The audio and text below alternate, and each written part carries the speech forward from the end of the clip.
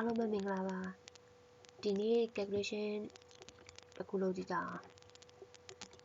calculation ဆိုတဲ့အတွက်ကြောင့်ဘာတွေပါလာမလဲဆိုရင်အပေါင်းအနှုန်းအမြောက်အစားတွေအကုန်ပါလာမယ်ပေါ့နော်အဲ့တော့ဘာနဲ့ဘာစားလုပ်မလဲဆိုရင်ဒီ sensing ဆိုတဲ့ flow ကိုတောင်းမယ်ပြီး arc ဆိုတာကိုပြောမယ် arc ဆိုဒီ arc ထဲမှာပါရေးထားဆို what's your name လို့ရေးထားတယ်အဲ့တော့တစ်ချက်နေကြည့် okay what's your name ဒီမှာကြိုက်တဲ့နာမည်ရေးပေါ့နော်အဲ့တော့မေးလိုက်တယ် what's your name အဲ့တော့ဒီထဲမှာမေးလိုက်တဲ့အရာရေးထားတဲ့အရာမှန်တယ်များဒီမှာလာပေါ်မှာပဲအဲ့တော့အခုကဘာလုပ်ချင်တာလဲဆိုရင်ဒီမှာကဏ္ဍတစ်ခုတောင်းတယ် enter the first number okay ဒါဆိုရင်တစ်ချက်နေကြည့်မယ်ဒီမှာ enter the first number ဆိုတောင်းတယ်အဲ့တော့တစ်ချက်ကဒီ space bar နေတိုင်းအလုံးလုံးလုပ်မယ်အဲ့တော့ space bar နေတိုင်း enter the first number ဆိုတောင်းတယ်ပထမကဏ္ဍတစ်ခုတောင်းအခုတရားနမူနာအပေါင်းတို့မြောက်စားလုပ်ပြမှာဆိုတော့ကြောင့်ကဏ္ဍနှစ်ခုသုံးပါမယ်နော်ကဏ္ဍနှစ်ခုသုံးမယ်ဆိုတော့အရင်ဆုံးပထမနံပါတ်တောင်းတော့ပထမနံပါတ်ချက်2ဆိုရလိုက်တယ်အဲ့တော့ enter အဲ့2တော့ရိုက်လိုက်တယ်ဒါပေမဲ့ဘယ်ရောက်သွားမှမသိအဲ့တော့အဲ့2ဆိုတဲ့တန်ဖိုးကိုထားမယ်နေရာလို့လေထားမယ်နေရာဘယ်မှာထားမှာလဲဆိုရင်ထားမယ်နေရာလို့အဲ့တော့ထားမယ်နေရာသတ်မှတ်ပြရမယ်အဲ့တော့ထားမယ်နေရာသတ်မှတ်လို့ဆိုတော့ variable ရှိ variable လုပ်ပြရမယ် variable သတ်မှတ်ပြရမယ်အဲ့တော့ထားမယ်ကိုထားခြင်းတဲ့နေရာကိုထားခြင်းတဲ့နေရာကိုပါတာကိုသတ်မှတ်ပြရမယ်ဆိုတော့ကြောင့် make a variable အဲ့တော့ဘယ်နေရာမှာထားမှာလဲကြောင့် first number ဆိုတော့ first number ဆိုတော့ဖြည့်လိုက်တော့ခြိုက်တာရေးလို့ရတယ်ကျတော့ first number ပဲထားတော့ okay ဒါဆို first number အဲ့တော့အခုရိုက်ကြည့်မယ် first page ပေါင်းနေမယ်သူကပထမနံပါတ်တောင်းပြီး2လို့ရလိုက်တယ် enter ဒါပေမဲ့2ဒီထဲမှာ2မရောက်သွားသေးဘူးဘာလို့လဲဆိုတော့ဒီတန်ဖိုးတော့ပေးထားပြီးဒါပေမဲ့ဘယ်မှာထားမယ်ဆိုတော့မသတ်မှတ်ရသေးဘူးအဲ့တော့ဒီမှာ set ဆိုရအောင်ပြမယ် set ဒီမှာ first number အခုမှရေးလိုက်တဲ့ first number တွေ first number သတ်မှတ်ပြီးတော့ first number တွေကိုထည့်မယ်လို့သတ်မှတ်လိုက်တာအဲဆိုရင် keyboard ကနေ space bar ကိုချက်နေကြည့်မယ် okay space bar တောင်းပြီး enter the first number ဆိုတောင်းတယ်တော့ first number 4လို့ရိုက်လိုက်ပြီး enter ဒါပေမဲ့4လို့ရိုက်လိုက်တယ်ဒီ first number တွေကိုမရောက်သွားဘူးဘာလို့မရောက်သွားလဲဆိုတော့ဒီဘက်မှာမေးထားတယ်ဒီနှစ်ခုကိုမချေရသေးတာအဲမေးထားပြီးမေးထားတဲ့ရလာတဲ့အဖြေကို first number ကိုထည့်မယ်လို့လုပ်ကြသေးတာအဲ့တော့အဖြေဆိုရတာမှရှိမှလဲဆိုတော့စမ်းစင်းထဲမှာ answer ဆိုတာရှိ answer ကိုလာပြီးထည့်မယ်ဒီကိဒါဆိုရပြီရလာတဲ့တောင်းလိုက်မယ်ကဏ္ဍတစ်လုံးတောင်းလိုက်မယ်ရလာတဲ့အဖြေကို first number ကိုထည့်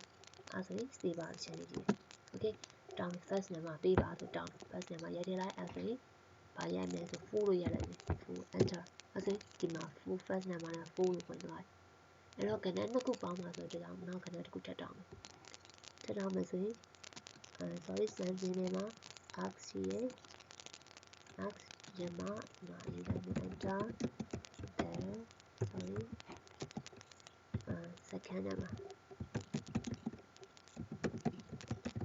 second number အဲ့လိုပဲအဲဆိုရင် space bar ချက်နေပြီပဲတောင်းပြီး3ရိုက်လိုက်မယ် second number တောင်း second number အဲ့တော့ second number 5လို့ရေးလိုက်မယ်ဒီခုလည်းတိုင်းမယ်တောင်းတာဘယ်မှာထားရမယ်ဆိုတော့မသတ်မှတ်ရသေးဘူးအဲ့တော့ဒီတန်ဖိုးကိုဘယ်မှာကိုသတ်မှတ်မဲ့တန်ဖိုးကိုရေးလိုက်တဲ့တန်ဖိုးကိုသတ်မှတ်မဲ့နေရာထားမဲ့နေရာကိုကိုယ့်ဘာသာကိုသတ်မှတ်ပေးရမယ်အဲဆိုရင် variable သတ်မှတ်ပေးရမှာဆိုတော့ကြောင့် variable တစ်ချက်နေမယ်ပြီး make a variable ယူမယ်ပြီး second number လို့ရလိုက် sorry second number okay second number လို့ရလိုက် okay ဒီမှာဆို second number ရောက်ပါပြီပြီးအဲဆိုကြာ run ကြည့်မယ် speed bar ချက်နေကြည့်မယ် first number တောင်းပြီး3လို့ရအောင် sorry 4လို့ရလိုက်မယ်4အခု second number ထပ်တောင်းပြီး4လို့ထပ်ရလိုက်မယ် okay 4ဒါပေမဲ့4လို့ရိုက်ပြီးသွားလို့ရှိရင်ဘယ်မှာထားမယ်ဆိုတော့မပြောရသေးဘူးအဲ့တော့ set ယူလာမယ်ဘယ်မှာထားမှာလဲဆိုတော့ second number ဆိုတဲ့ variable ထဲမှာထားမယ်ပြီးဒီကတောင်းလိုက်တဲ့ရလာတဲ့အဖြေကို second number ကိုထည့်မှာဆိုတော့ကြောင့်စမ်းစင်းထဲမှာ answer ရှိရဲ့ answer တစ်ထည့် okay space bar ချက်နေကြည့်အောင်ဒါဆိုရင် first number တောင်း first number 5 okay second number တောင်း second number 4 okay 4အဲဆိုရင် first number ကို second number ကိုရအခုကဘာလုပ်ချင်တာလဲဆိုတော့ ပထမရလာတဲ့တန်ဖိုးနဲ့ဒုတိယရလာတဲ့တန်ဖိုးဒုတိယတန်ဖိုးနှစ်ခုပေါင်းတာလို့ချင်တာဆိုတော့ဒါကြောင့်ဒီက look ဆိုပြီး see ဆိုတဲ့ထည့်တယ်ဒီမှာဘာရေးမှာလဲဆိုတော့ the sum of first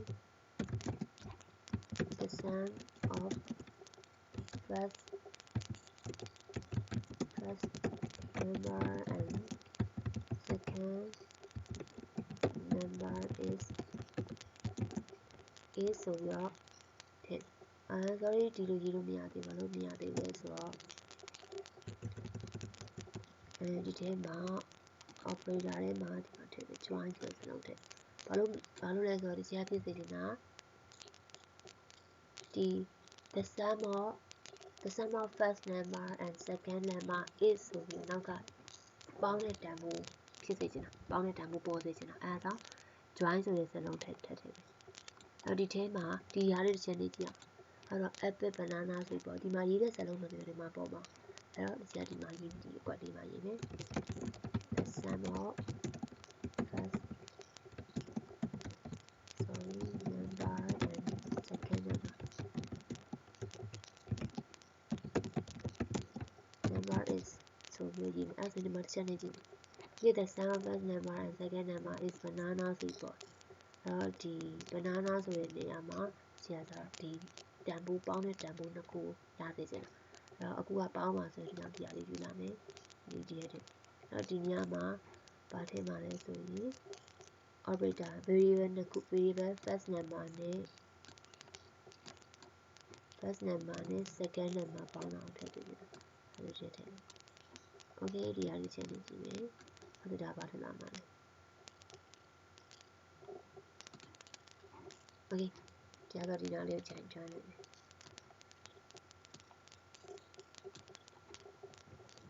အဲ့တော့အခုဒီဟာကိုပြန် run ကြည့်မယ် save ပါချက်နေမယ် first number တောင်း first number အခုကဘယ်လောက်ထည့်မလဲဆိုတော့4ထည့်လိုက်မယ် okay 4အဲ့တော့ first number က4ထည့်လိုက် second number ထပ်တောင်းတယ် second number တစ်ချက်5လို့ထည့်လိုက်မယ် sorry 5ထည့်ကို6လို့ထည့်လိုက်အဲ့ဆိုဖြေက10ဆိုထည့်လိုက်အဲ့ဒါ sum of first number and second number is 10 okay အဲ့ဆိုဒီမှာအရင်ညံနေတယ်ဆိုရင်4 second လောက်ထားလိုက်မယ်ထပ်နေမယ်အဲ့တော့1ထားလိုက်မယ် first number second number 2 okay the sum of first number and second number is 3လို့ပေါ်လာ okay နောက်တစ်ခုလုပ်မယ်ဒီခုကပေါင်းပြီးသွားပြီတော့အနှုတ်လုပ်မှာပေါ့နော်နှုတ်ဆိုဒီဟာလေး copy ပြလိုက်ဟိုဘက်ကယူလိုက်ရတယ်ဒီချက်တော့မရချင်တော့လို့အဲဆိုကိုက sum လုပ်တော့ subtract လုပ်မယ်နော် subtract so first number and second number is ဒီကအပေါင်းလို့တော့အနှုတ်ဖြစ်သွားမယ်ဆိုတော့ဒါကြောင့်ပြန်ထည့်လိုက်မယ် operator ထဲမှာအနှုတ်ရှိတယ်အနှုတ်ဒီမှာ variable နှစ်ခုထည့်မယ် first number second number okay ဒီလေးကိုထည့် okay run ကြည့်အောင်ဘယ်လိုထည့်လာမလဲ save ပေါင်းနေမယ်အဲ့ဒါ first number တောင်းပြီ first number 4 enter sorry number 4 enter sorry stop 4 enter second number down second number ဒီက2လို့ထားလိုက်မယ်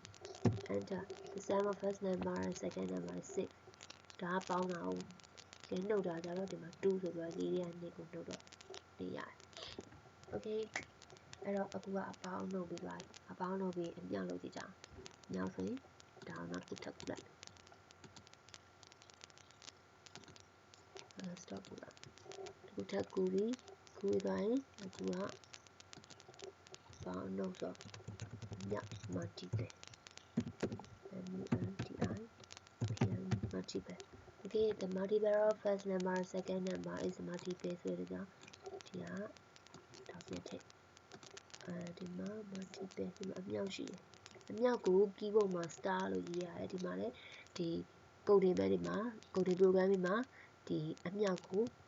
star အနေနဲ့သုံးတယ်ပေါ့နော်အဲ့တော့ keyboard မှာလည်း star အမြောက်ကိုရေးခြင်း star ပါအဲ့တော့ variable မှာ first number ထည့်မယ် sorry first number ဒီ second number ထည့်မယ်ပြီးဒီထည့်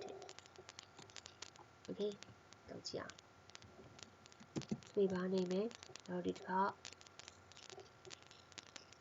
5 first number 5 second number 2 အဲ့ဆိုရင်ပေါင်းတာ9နှုတ်ရင်9နဲ့တော့3ညောင်းရင်9နဲ့10ပေါ့ okay 10 stop okay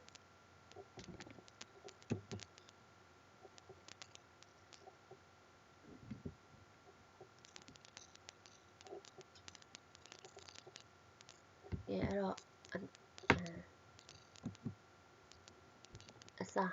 အစားလုပ်မယ်ဆိုလို့ရှိရင်လည်းဒီတိုင်းပဲဒီမှာ copy ကူးမယ်တစ်ခါကူးလိုက်မယ်ပြီးရင်ဒီမှာ division ရေးမယ်အစားဆိုတဲ့ကြောင့် division division okay division of first number and second number is ဒါအမြောက်ကြီးဖြစ်နေတာဖယ်လိုက်မယ်အဲ့တော့ဒီမှာအစားဆိုရင် select မြင်းစားကိုအစားလို့ခေါ်ရဲအဲ့တော့အစားပေါ့နော်အဲ့တော့ဒီမြင်းစားလေးကအစားအဲ့ဆိုရင် first variable မှာ first number sorry second number ထည့်မယ်okay ရအဲ့တော့ run ကြည့်ကြအောင် first number တောင်းပြီး4ထည့်လိုက်မယ် sorry 4ပြီးနောက် second number တောင်းလဲ second number ဆိုရင်2လို့ထည့်လိုက်မယ်ဒါအဲ့ဆိုရင်ပေါင်းတာ6ဆိုနှုတ်တာ2အဲ့ဆိုမြောက်တာဆို4နဲ့8စားတာဆိုရင်ဘာထည့်မလဲ4မိနစ်နဲ့စားရင်2 okay အားလုံးပဲဒီနေ့တော့ဒီလောက်ပဲပေါ့နော်အားလုံးပဲရကြမယ်လို့ထင်ပါတယ်အဲ့တော့ကိုယ့်ဘာသာကိုတခြားကဏ္ဍတွေသုံးပြီးတော့လုပ်ကြည့်ပေါ့နော်တခြားဒါမှမဟုတ် random number တွေထည့်ပြီးတော့လုပ်ကြည့်အဆင်ပြေမယ်လို့ညွှန်လင်းပါတယ်အားလုံးကျေးဇူးတင်ပါတယ်